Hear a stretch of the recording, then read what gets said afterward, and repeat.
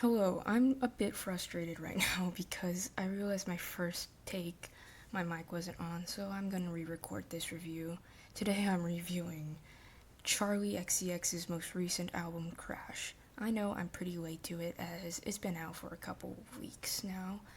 And good for her with like what the aftermath has happened. Her charting, the tour, it seems to be going really well. And I even got to see Charli live at Oakland. It was really fun. I really liked it. It was a lot of energy, and it definitely took it out for me. What I've definitely noticed with the artist's intention is that it's kind of her mainstream sellout album being her last album with Atlantic with the 5 album deal. And I'm kind of looking forward to what she does with music after after Atlantic and what type of direction she'll go towards. So, with that further ado, actually, I hope you enjoy the my Crossy Road gameplay in the background because I feel like it would have been more engaging to you guys as the viewer. Because I know I sort of have a short attention span when it comes to someone talking to the camera for like 10 minutes straight with like not really any visuals. So I hope you enjoy that. Okay, let's get started. So we got Crash, the title track, and I like how it opens because the melodies it's like kind of like hyperish and fast, so it kind of roots back to her past stuff, which is great. And I just know that this was definitely a different approach to her past 4 projects, which was a great 4 project run. But I definitely understand why she needed a fresh sound because I think it would have been repetitive if she kept doing that sound, despite it being really good. So yeah, I definitely understand that sentiment. And we got New Shapes. It's got that 80s revival sound since a lot of multiple songs in this album have like an 80s revival type of sound, like New Shapes, Baby, Lightning.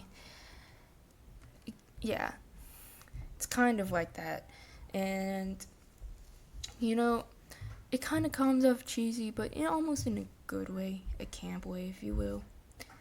And 80s revival has been, I think, I noticed a big trend in 2020's pop music, which I don't know how to feel, because I feel like if you pull it off, it can turn out really good, but if not, it can easily be cheesy, and it's kind of a risk, in my opinion, but it does sound really good if it is pulled off right, like Future Nostalgic and What's Your Pleasure. And so, the melodies, they're very catchy, and lyrics, not the most artsy and meaningful lyrics, but they're very catchy and simple. You can just chill. Well, not literally chill, because it's kind of an upbeat album, and your typical short pop album, which I like. I enjoy those, so it's a pretty nice approach she has here. And the features are pretty good with Christine, Caroline, and Rena. It's pretty cool that she brought her artist friends, and especially since they're not of the same popularity level as her, Charli. And I don't mean that as an insult, because they're all amazing artists, of course, and I really love them. It's just really, I just love Charli features, especially in the Charli 2019 album. Stuff. It's cool, nice.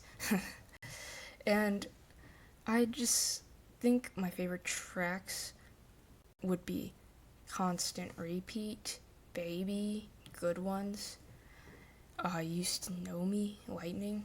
They're all pretty good, and I think I really like how the melodies are delivered, because they're delivered simply, catchy. They're just overall bangers, and I think they all have slightly different sounds, but overall has a definite like overall sound you can hear. It might be noticeably varied, but it's not that varied in my opinion.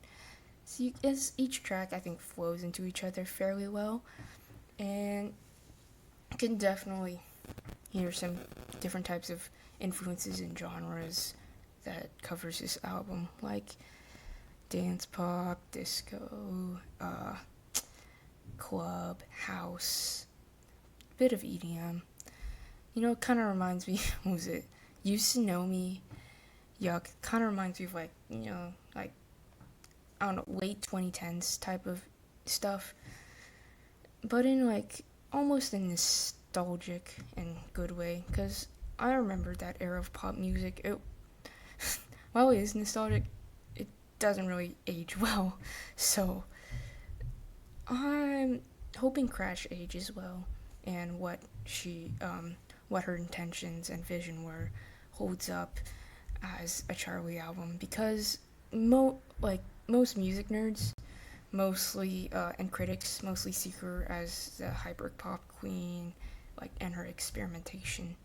And I appreciate this different approach and how she took it, cause it's a definitely different era, and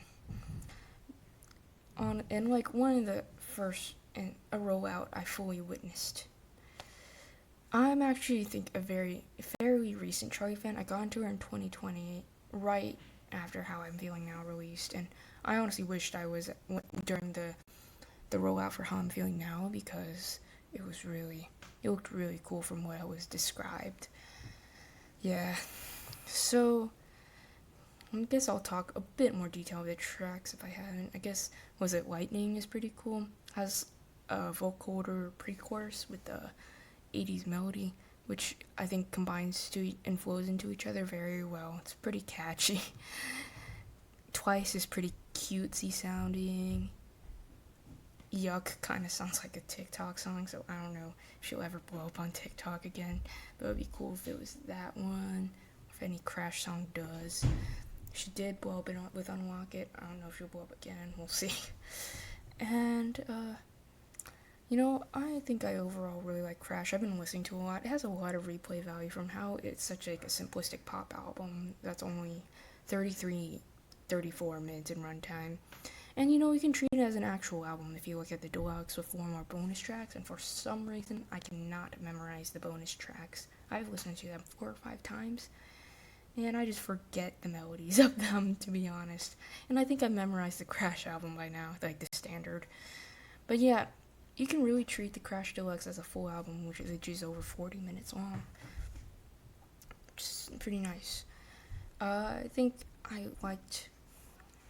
I think I really liked Crash overall.